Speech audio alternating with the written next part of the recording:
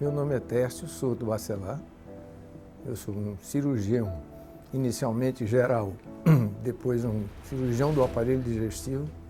Isso é uma evolução natural da seletividade que a gente hoje encontra. No passado, mas todo mundo era geral, né? E hoje a gente tenta focar naquilo que tem mais interesse. O grupo chegou com uma estrutura já formada, já experiente, né, e começou a delinear uma funcionalidade coerente com a situação de funcionalidade do hospital. A gente brincava de ser do Hope Esperança, né, em termos de funcionalidade. A partir daí, desse momento, a estrutura tornou-se muito profissional. Existem protocolos, existem parcerias, mas existe um objetivo, que é um objetivo natural de melhoria.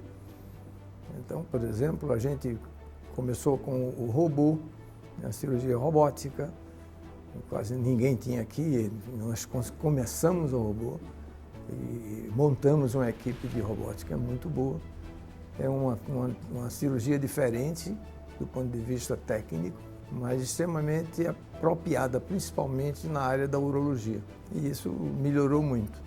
Nós atendemos aqui na emergência um deputado, que eles chamam de deputy, né? É um deputado de Londres.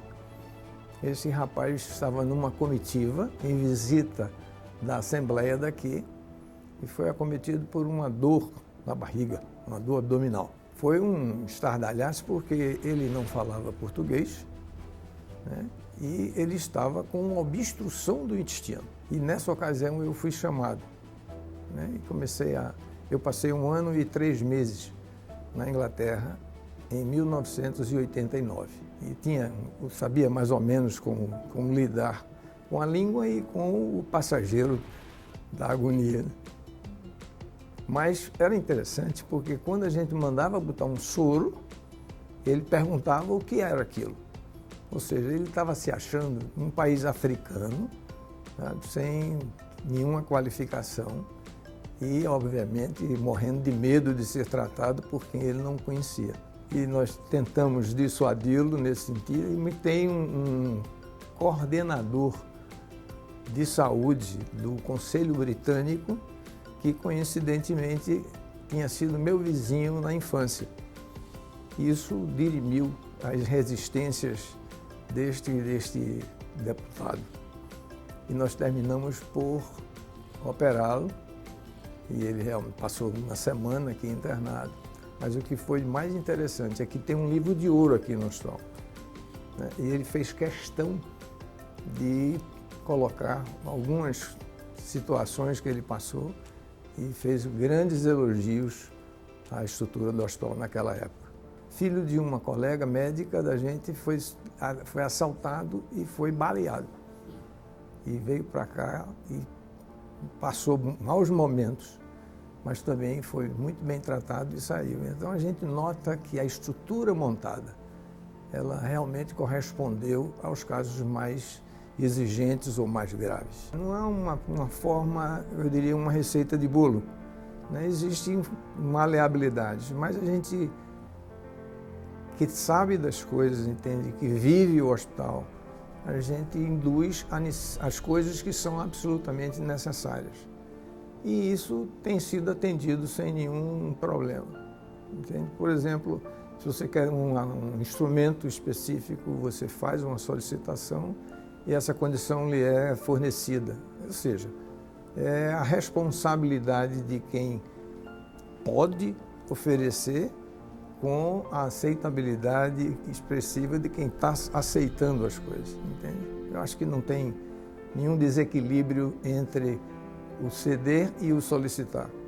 Nós somos muito bem recebidos nas nossas solicitações. Eu sou professor universitário há 47 anos. Toda a minha vida acadêmica começou ainda no velho Hospital Pedro II, né, que hoje é a Secretaria de Saúde, e depois no Hospital da Cidade Universitária. Em 1982 nós fizemos essa mudança. Eu tenho uma formação completa, em mestrado, doutorado, pós-doutorado, e esse tempo que eu passei na Inglaterra como a gente chamava amigo da pesquisa, o Research Fellow. Então, a minha escolha dos meus colegas para aqui, desde o início, foi com base na formação que eu consegui transmitir para eles. Então, eles têm residência médica todos. Nós obrigamos a um treinamento que é mantido pelo Colégio Americano de Cirurgiões, chamado de ATLS. É uma obrigação de você saber atender uma emergência sem conseguir complicar. Então, a gente observa que a mortalidade de um paciente acidentado ela é muito alta nas primeiras 2 horas. Por quê? Porque habitualmente os diagnósticos não são feitos. E esse ATLS é um programa que ensina a você focar aquilo que é mais importante. O que é mais importante num paciente traumatizado? É que ele respire. Então, a primeira coisa é providenciar que o doente respire. Segunda coisa é que ele tenha circulação, ele tenha pressão e assim sucessivamente. Então, todos os meus plantonistas têm que ter o ATLS exatamente para não incorrer em imprecisões no atendimento de emergência. Um ponto muito importante é o relacionamento humano. Você pode ser extremamente bem qualificado, mas se você não tiver uma afeição, um afeto, né, no atendimento, você vai transmitir tecnologia, mas não transmite tranquilidade. Então, isso faz diferença numa equipe. Então, eu também olhei por esse lado. Então, tinha qualificação, tinha que ter uma flexibilidade no atendimento. Gostar do que faz é a coisa mais fácil do mundo, desde que você faça bem feito. E eu não tive nenhum problema do ponto de vista prático sério com a minha equipe. Então eu consegui trazer da academia,